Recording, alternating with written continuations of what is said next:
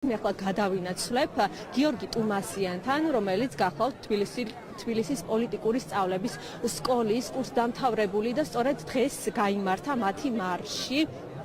და გიორგი მოგესალმებით, გითხარით მოკლედ მარშის შესახებ და ასევე გითხარით თქვენი მთავარი სათქმელი და რა მოვლენებს ვადევნებთ ახლა თვალს.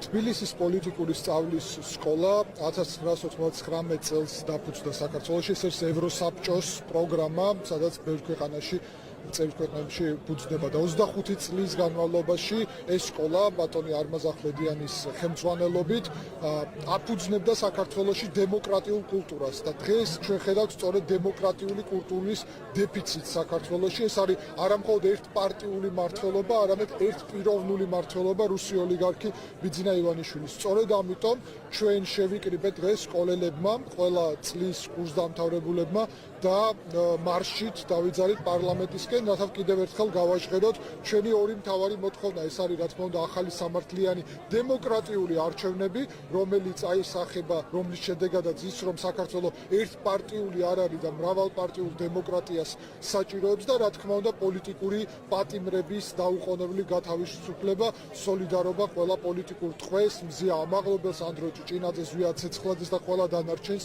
რა თქმა უნდა. ძალიან დიდი მადლობა გიორგი.